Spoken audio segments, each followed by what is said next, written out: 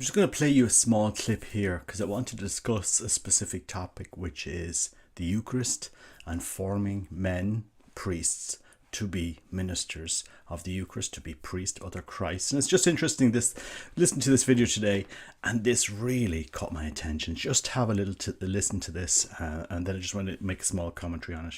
Could you tell us how it came about that you ended up applying for the traditional seminary, the Fraternity of St. Peter, rather than at the diocese? I'd spent 14 months in a pre-seminary house of formation, and at the end of that period, I was accepted to begin at seminary, and I asked if I could ask the rector some questions first. And I asked if I could be permitted to receive Holy Communion kneeling on the tongue there, and he explained why that was not allowed. I asked if we seminarians would be taught the traditional Mass. He said no.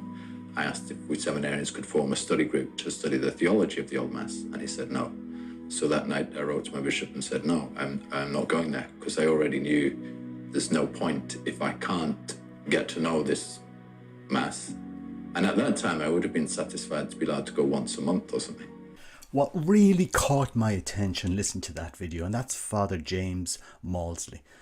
He was a prisoner in Burma for a while, and this man obviously had an experience of the Eucharist and wanted to give his life to the Eucharist, to give his life to our Lord in the most profound, reverent way possible. And to hear him being denied as a seminarian that he couldn't kneel and receive our Lord in the Eucharist is outstanding, and it really shows the problems that we have with formation of priests today. If seminarians are not being taught to love and respect the Eucharist, to kneel for the Eucharist, if we don't have seminarians kneeling for the Eucharist, where are we going for this? I mean, I was a Legion of Christ for 9 years, seminarian for 9 years. We only ever received Eucharist kneeling on the tongue because that was what the Pope did. And it was a profound experience. And there's one thing that people miss when it comes to the Eucharist. Not only your bodily expressions, how you kneel and receive our communion is a catechesis, but it's also forming your heart. It's forming your heart to better love the Eucharist. And the greatest thing that the church seems to be missing today is we're not allowing people to have that experience of the Eucharist that is going to open their hearts to understanding God better. These small things, kneeling to receive our Lord in the Eucharist, which might extend the Mass 5-10 minutes. These things, offering confession before Mass, cleaning the soul, opening it to grace, opening to God, are basics in the church. Basic things that we should be doing. And I'm not talking here about traditional Latin Mass and Novus Ordo. I'm here talking about what should be done in every Mass. We should be opening souls to grace. We should be teaching our children to respect the Eucharist and not to hand it out as if it's a token, as if it's, this is what we do during this entertainment session, which sometimes the Mass becomes.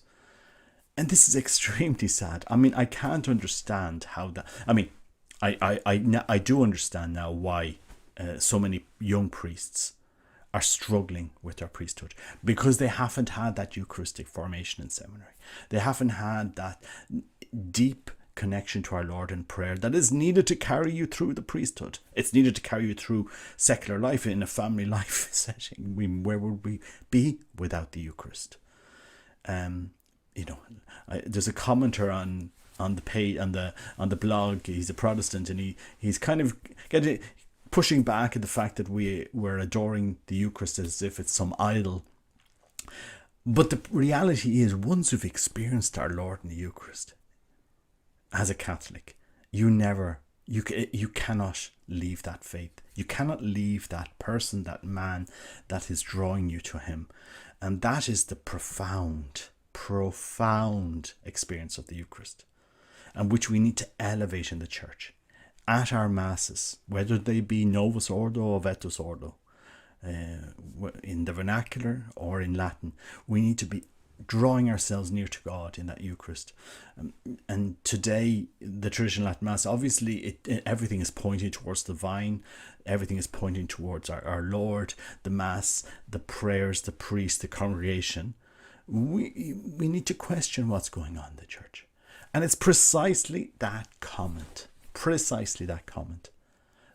that young man who wanted to be a seminarian. He later went and joined the Fraternity of St. Peter, but that young man understood, looking for the divine in the church, looking to experience the Eucharist. You should foster that. We should foster that. The more you foster a man in prayer, the more you center a man's life in prayer, the more he will be faithful in his priesthood, and the more he will be an amazing priest. And that's the simple truth of it. And it's time now in the church that we lead the next generation to our Lord in prayer. We lead the next generation to the Eucharist. If we're not doing this, we are failing the next generation.